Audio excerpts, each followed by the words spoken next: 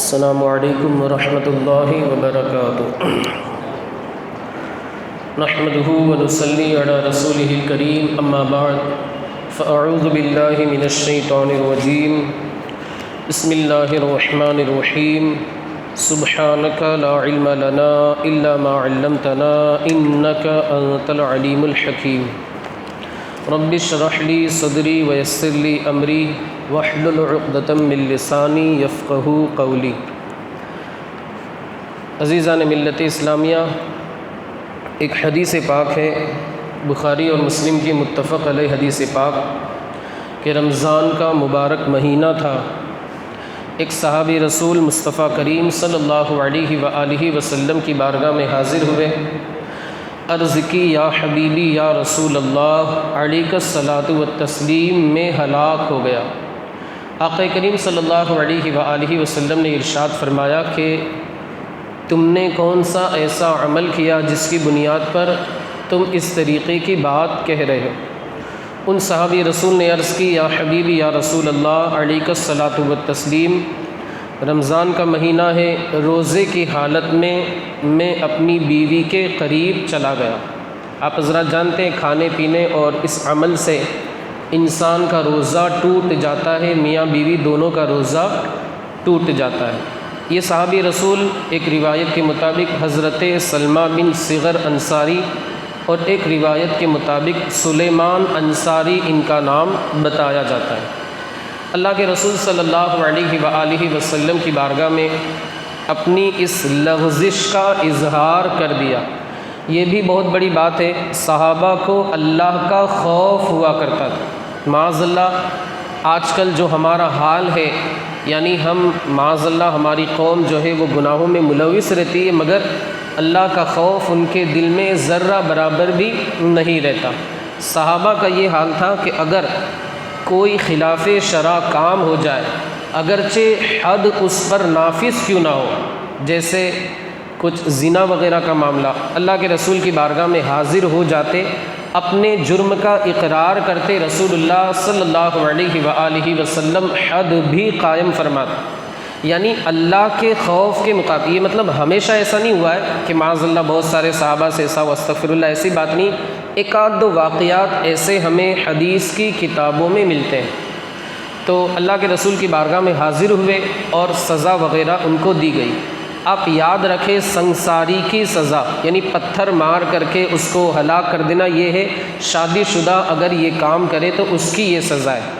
آج کا انسان اسے گوارا نہیں کرے گا، اپنے جرم کو چھپا لے گا، لیکن وہ صحابہ تھے، اللہ کے رسول صلی اللہ علیہ وآلہ وسلم نے ان کی تربیت فرمائی تھی، حسن تربیت کا بے مثال فریضہ انجام دیا تھا۔ اللہ کے رسول کی بارگاہ میں حاضر ہو جاتے، یعنی اللہ کے عذاب کے مقابلے میں دنیا کی تکلیف کو ترجیح دیتے تھے، کیونکہ اللہ کا عذاب جو ہے وہ اس سے بھی خطرناک، اس سے بھی بڑا سخت، اور انہیں ایک امید تھی کہ یہ آمنہ کے لال کا در ہے، انشاءاللہ العزیز یہ ہمارے لیے استغفار کریں گے، اللہ بھی ہمارے گناہوں کو معاف فرما دیں گے۔ وَلَوْ أَنَّهُمْ إِذْ ظَلَمُوا أَنفُسَهُمْ جَاءُوكَ فَاسْتَغْفَرُوا اللَّهَ وَاسْتَغْفَرَ لَهُمُ الرَّسُولُ لَوَجَدُوا اللَّهَ تَوَّابًا رَحِيمًا۔ میرے امام نے اسی کی ترجمانی کرتے ہوئے فرمایا، مجرم بلائے آئے ہیں جاؤ کا ہے گواہ، پھر رد ہو کب یہ شان کریموں کے در کی ہے۔ سرکار ہم گواروں میں طرز ادب کہاں، ہم کو تو بس تمیز یہی بھیک بھر کی ہے، مانگیں گے مانگے جائیں گے، منہ مانگے پائیں گے، سرکار میں نہ لا ہے نہ حاجت اگر کی ہے، منگتا کا ہاتھ اٹھتے ہی داتا کی دین تھی۔ یا رسول اللہ منگتا کا ہاتھ اٹھتے ہی داتا کی دین تھی، دوری قبول و عرض میں بس ہاتھ بھر کی ہے۔ یعنی مدینہ منورہ آپ جائیں تو معاجہ شریف کے قریب آپ ظاہر سی بات ہے دعا کرتے، سلام کرتے اور اپنی جو بھی التجا ہے وہ پیش کرتے۔ رسول اللہ حضور اعلیٰ حضرت ارشاد فرماتے کہ رسول اللہ سنتے ہیں اپنے غلاموں کی، اور جیسے ہی سنتے ہیں فوراً عطا فرماتے ہیں۔ اب فاصلہ جو ہے صرف اور صرف ایک ہاتھ کا ہوتا ہے، ایک سائل، ایک منگتا، ایک سوال کرنے والے کے درمیان، اور رسول اللہ چونکہ عطا فرمانے والے ہیں، بس اتنا ہی فاصلہ ہوتا ہے۔ آپ کا دست اقدس اور لینے والے کا ہاتھ، بس اتنا ہی فاصلہ ہوتا ہے۔ یہ تو آپ کے اس دنیا سے ظاہری طور پر تشریف لے جانے کے بعد کا حال ہے۔ جب آپ ظاہری زندگی میں تشریف فرما تھے، اس وقت کی عظمتوں کا، رفعتوں کا کیا کہنا کہ ایک تو دیدار بھی ہو رہا ہو، زیارت بھی ہو رہی ہو، عبادت کا بھی ثواب بندے کو مل رہا ہو، اور ساتھ ہی ساتھ اس کی مرادیں بھی پوری ہو رہی ہو۔ میں عرض کر رہا تھا کہ وہ صحابی رسول آئے اور اپنے جرم کا اقرار کر لیا۔ یا حبیبی یا رسول اللہ، حالت روزہ میں اپنی بیوی کے قریب چلا گیا، دونوں کا روزہ ٹوٹ جاتا ہے۔ اللہ کے رسول صلی اللہ علیہ وآلہ وسلم نے کفارہ ارشاد فرمایا۔ یہ بات یاد رکھے، یہ مسئلہ بھی ہے کہ اگر کوئی بندہ جان بوجھ کر کے کھانا کھا لیتا ہے یا کچھ پی لیتا ہے یا اپنی بیوی کے قریب ہو جاتا ہے، تو ایسی صورت میں اس پر اس ایک روزے کی قضا ہے اور کفارہ بھی اسے دینا ہے۔ اللہ کے رسول صلی اللہ علیہ وآلہ وسلم نے ارشاد فرمایا کفارہ یہی ہے۔ پہلے تو آپ نے ارشاد فرمایا کہ ایک غلام کو آزاد کرو۔ انہوں نے عرض کی یا رسول اللہ میں غریب ہوں، میرے پاس اتنا مال نہیں ہے کہ میں کسی غلام کو خرید کر پھر اسے آزاد کروں۔ رسول کریم صلی اللہ علیہ وآلہ وسلم نے ارشاد فرمایا تب 60 دن 60 ڈیز 60 دن مسلسل روزے رکھو، بیچ میں ایک دن کا بھی ناغہ نہیں ہونا چاہیے، ورنہ تو پھر گنتی واپس شروع ہوگی۔ مثال کے طور پر 15 دن روزے رکھ دیے، 16واں روزہ چھوڑ دیا، اب 17 سے شروعات ہوگی، ایسا نہیں، بلکہ وہ پہلا روزہ ہوگا، اب 60 اور رکھنے، جو 15 رکھے وہ نفل ہو جائے۔ یہ کفارے کا حکم ہے۔ اور ان صحابی رسول نے عرض کیا رسول اللہ مجھ سے 2 مہینے مسلسل 60 روزے نہیں رکھ سکتا، میں 2 مہینے کے روزے میں نہیں رکھ سکتا۔ اب آقا کریم صلی اللہ علیہ وآلہ وسلم آپ اختیار دیکھیں، رسول اللہ نے اگر یہ صورت نہیں تھی تو یہ صورت ارشاد فرمائی، ارشاد فرمایا کہ اب تم 60 مسکینوں کو دونوں وقت پیٹ بھر کر کے کھانا کھلاؤ۔ ان صحابی رسول نے عرض کیا رسول اللہ میرے اندر اتنی طاقت نہیں ہے، میں اتنا مالدار نہیں ہوں کہ 60 مسکینوں کو 2 وقت پیٹ بھر کر کے کھانا کھلاؤں۔ دیکھیے آقا کریم صلی اللہ علیہ وآلہ وسلم جلال میں نہیں آئے کہ تم کیسی باتیں کر رہے ہو، جب تمہاری کیپیسٹی استطاعت نہیں تھی تو پھر ایسا جرم کرنے کی ضرورت کیا تھی، معاذ اللہ استغفر اللہ، وہاں تو یہ ساری چیزوں کا سوال ہی نہیں تھا۔ آپ نے اپنے صحابی کے دل کو توڑا نہیں، بلکہ آپ نے اپنے صحابی کی اصلاح فرمائی اور انہیں نرمی والے انداز میں اسلام کی بات بتا دی اور اسلام کی تبلیغ بھی ارشاد فرما دی۔ آقا کریم صلی اللہ علیہ وآلہ وسلم نے ارشاد فرمایا تھوڑا سا رک جاؤ۔ اب کھجوروں سے بھرا ہوا ایک ٹوکرا رسول اللہ کی بارگاہ میں تحفہ پیش کیا گیا، وہ صدقے کی کھجوریں تھیں۔ آقا کریم صلی اللہ علیہ وآلہ وسلم نے ان صحابی رسول کو بلایا اور ارشاد فرمایا کہ یہ ٹوکرا، یہ جو کھجور کا تحفہ ہے، اسے تم لے لو، اپنی ملکیت بنا لو، قبضہ کر لو، اور پھر جا کر کے مدینے کے فقیروں میں تقسیم کر دو، تمہارا کفارہ ادا ہو جائے۔ تیسری جو صورت تھی وہ کیا ہے، 60 مسکینوں کو دونوں وقت پیٹ بھر کر کے کھانا کھلانا، یہ کھجور ہی سے تمہارا صدقہ ادا ہو جائے۔ اب وہ صحابی رسول عرض کرتے، دیکھیے آپ صحابی کا انداز بھی دیکھیں، ہمیں تو مطلب مانگنے کا طریقہ ہی نہیں آتا۔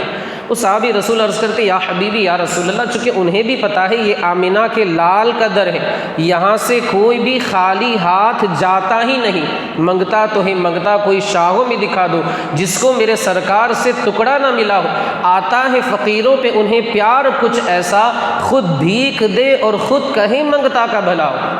یہ میرے آقا حضور صلی اللہ علیہ وآلہ وسلم کی شان، کون دیتا ہے دینے کو منہ چاہیے، دینے والا ہے سچا ہمارا نبی۔ وہ صحابی رسول مؤدب طریقے سے عرض کرتے یا حبیبی یا رسول اللہ علیک الصلاۃ والتسلیم، مدینہ منورہ میں مجھ سے بڑا فقیر کون ہوگا؟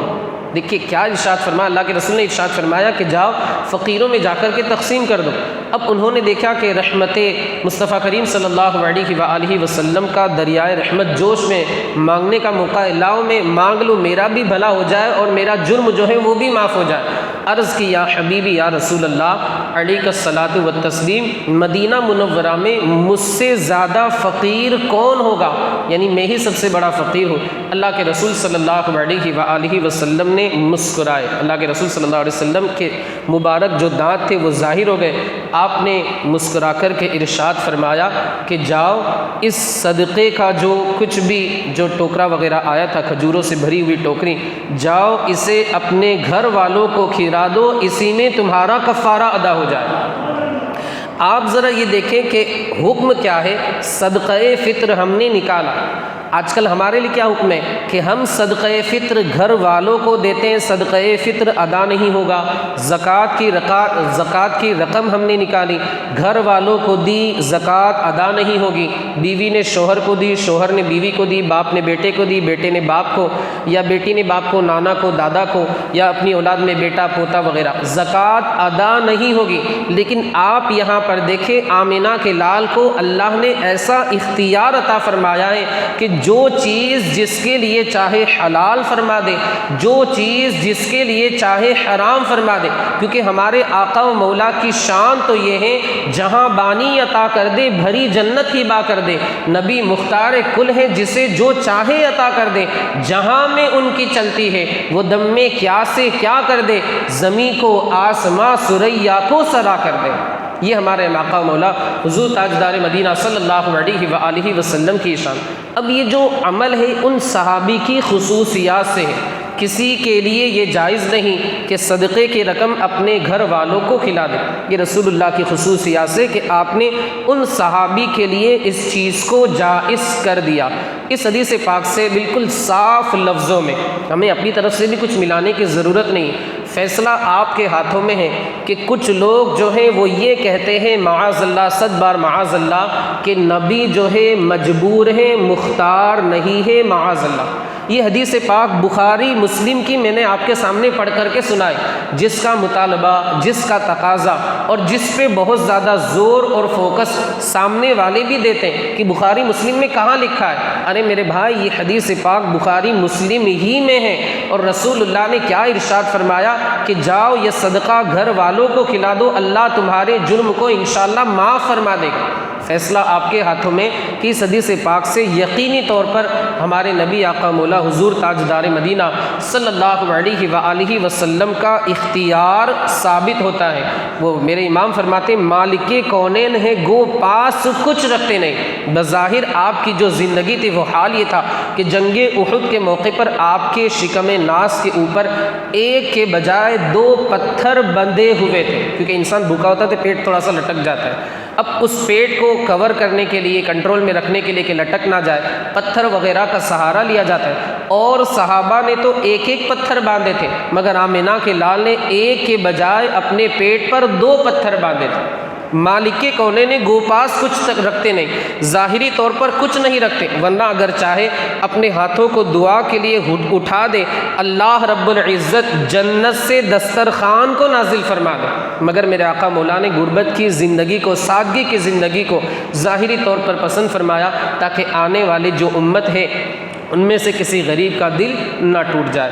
تو یہ میرے آقا مولا کا اختیار اس سے ثابت ہوتا ہے، اور اس حدیث پاک سے ایک مسئلہ بھی ثابت ہوتا ہے کہ اگر کسی بندے سے یہ عمل ہو جائے تو اس کے اوپر یہ صورتیں، یا تو غلام آزاد کرے، اب تو غلامی کا زمانہ ختم ہو گیا، اگر وہ طاقت ہے اس کے اندر 2 مہینے مسلسل روزے رکھ سکتا ہے، 2 مہینے کے روزے رکھے، اور 1 روزے کی قضا بھی اس پر ضروری ہے۔ تیسری والی جو صورت، یعنی اگر 2 مہینے کے روزے نہیں رکھ سکتا تو اس بندے کے لیے یہ جائز ہے کہ وہ بندہ 60 مسکینوں کو دونوں وقت کا پیٹ بھر کر کے کھانا کھلائے۔ اس حدیث پاک سے ایک مسئلہ یہ بھی ثابت ہوا کہ رسول اللہ نے وہ صدقے کی جو کھجوریں آئی تھیں وہ صحابی رسول کو دی، عطا فرمائی، عنایت فرمائی، اور ارشاد فرمایا اس پر قبضہ کر لو، اپنی ملکیت میں اسے لے لو، پھر جا کر کے فقیر کو دے دو۔ آج کل ہم جو زکوٰۃ میں حیلہ کرتے ہیں اس حیلے کا ثبوت بھی اس حدیث پاک سے ملتا ہے۔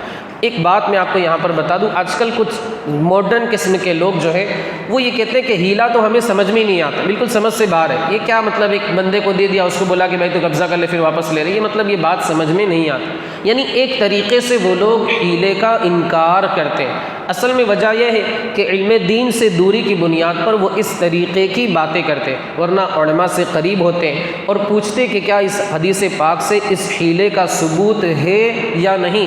اگر علماء سے قریب ہوتے، پوچھتے، تو ان کو صحیح مسئلہ جو تھا وہ پتہ چل جاتا، لیکن علماء سے دور ہونے کی بنیاد پر وہ اس طریقے کی بہکی باتیں کرتے ہیں۔ تو ہمیں اس طریقے کی باتیں نہیں کرنی ہیں، کیونکہ یہ سیدھا حدیث کا انکار ہو جاتا ہے۔ ایک مرتبہ آقا کریم حضرت بریرہ کے یہاں تشریف لائے اور ارشاد فرمایا کہ کچھ کھانے کا ہے، انہوں نے کچھ کھجوریں وغیرہ پیش کی۔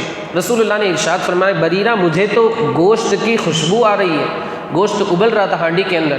انہوں نے عرض کیا، رسول اللہ گوشت تو ہے لیکن وہ صدقے کا گوشت ہے۔ رسول اللہ نے ارشاد فرمایا، لکی صدقۃ ولنا ہدیۃ، کہ وہ گوشت تیرے لیے صدقہ تھا، محمد الرسول اللہ کے لیے ہدیہ ہو گیا۔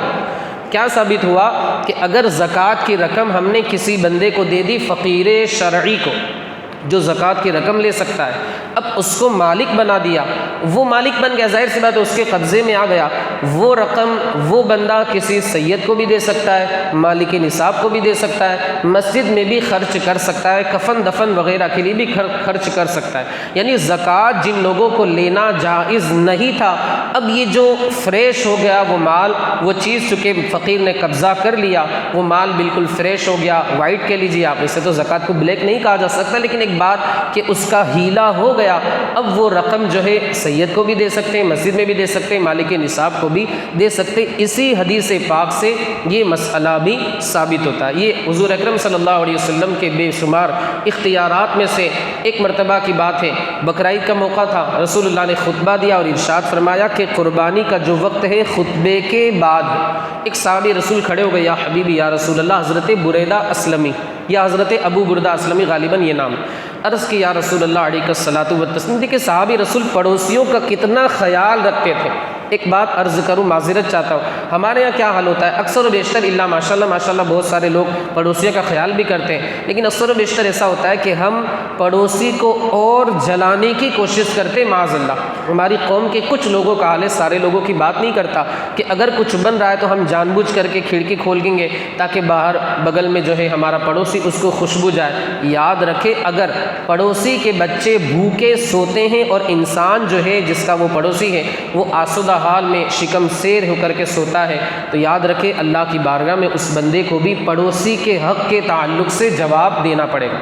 اب وہ صحابی رسول کھڑے ہو گئے، عرض کی، یا حبیبی یا رسول اللہ علیہ الصلاۃ والتسلیم، میرے پڑوس میں چھوٹے چھوٹے بچے تھے، بھوکے تھے، میں نے یہ سوچا کہ قربانی میں نماز سے پہلے کر لوں تاکہ ان کا گوشت جو ہے، مقصد وہاں پر کیا تھا، یہ نہیں تھا کہ ہم گوشت وغیرہ کاٹ کر کے ہم بریانی وغیرہ بنائیں اور آسانی سے کھائیں، معاذ اللہ، ایسی بات نہیں، بلکہ گوشت وغیرہ کٹنگ کر کے، ٹکڑے وغیرہ کر کے پڑوسی کو دے دوں تاکہ اس کے بھوکے بچوں کا پیٹ بھر جائے۔ یا رسول اللہ، میرا یہ خیال تھا، میری یہ نیت تھی، میں نے صرف 6 مہینے کا بکری کا بچہ حلال کر دیا۔ یا پھر ان صحابی رسول نے عرض کیا، رسول اللہ، خطبے سے پہلے ہی میں نے قربانی کر دی۔ حالانکہ آپ حضرات جانتے ہیں خطبے کے بعد قربانی کا وقت ہوتا ہے، نماز کے بعد، خطبے کے بعد قربانی کا اصل وقت ہے، اس سے پہلے اگر وہ کرے گا تو قربانی نہیں ہوگی۔ بازار میں جو گوشت ملتا ہے وہ گوشت اس قربانی کی حیثیت، یعنی اس قربانی کے گوشت کی بازار میں جو گوشت ملتا ہے وہ حیثیت ہوگی۔ اللہ کے رسول صلی اللہ علیہ وآلہ وسلم نے یہ ارشاد فرمایا کہ ابو بردہ پڑوسیوں کا خیال کیا تھا، نماز سے پہلے ہی قربانی کر دی تھی، حالانکہ اصل وقت جو ہے وہ نماز کے بعد کا ہے، لیکن تم نے نماز سے پہلے ہی قربانی کر دی، جاؤ محمد الرسول اللہ نے تمہارے لیے اس قربانی کو جائز کر دیا۔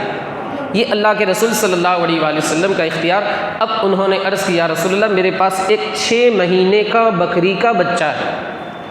آپ جانتے ہوں گے، آپ نے مسئلہ بھی سنا ہوگا، ماشاءاللہ علماء سے آپ نے سنا ہوگا کہ بکرا بکری 1 سال کے ہونا کیا ہے، ضروری ہے، اور بھینس وغیرہ جو ہے وہ 2 سال، اونٹ وغیرہ 5 سال ہونا ضروری ہے۔ اب 6 مہینے کا بکری کا بچہ ہے، اس کی قربانی نہیں ہو سکتی۔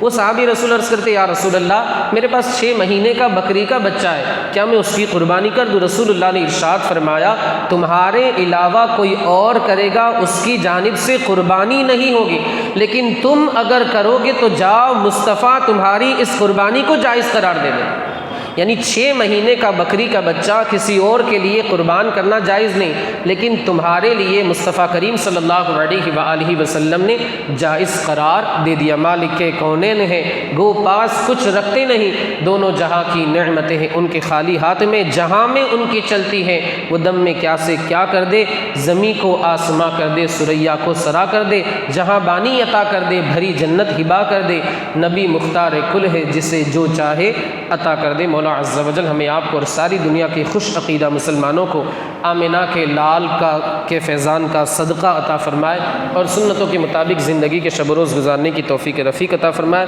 مولا عز و جل جو کچھ بھی بیان ہوا اس کے بیان کرنے میں مجھ سے جو بھی غلطی، لغزش، خطا خامی ہوئی اپنے حبیب کے صدقے مجھ سے معاف فرما۔ مولا اس بخاری شریف کے درس کی برکتوں سے مالا مال فرما، اس پر ہمیں عمل کرنے کی توفیق عطا فرما۔ ہمارے ان بھائیوں نے درس میں شرکت کی، مولا انہیں اپنی شان کے مطابق اجر و ثواب عطا فرما، ان کی کمائی میں، کاروبار میں، تجارت میں، رزق حلال میں خوب سے خوب تر برکتیں عطا فرما۔ مولا ہمارے ان تمام بھائیوں کو، اس حقیر فقیر کو پورے گھر والوں کے ساتھ بار بار حج بیت اللہ کی سعادتیں عطا فرما، بار بار پورے گھر والوں کے ساتھ مدینۃ الرسول کی مقبول حاضری نصیب فرما۔ اللہم ربنا آتنا فی الدنیا حسنہ وفی الآخرۃ حسنہ وقنا عذاب النار، وصلی اللہ تعالی علی خیر خلقہ ونور عرشہ سیدنا و مولانا محمد وعلی آلہ واصحابہ اجمعین برحمتک یا ارحم الراحمین۔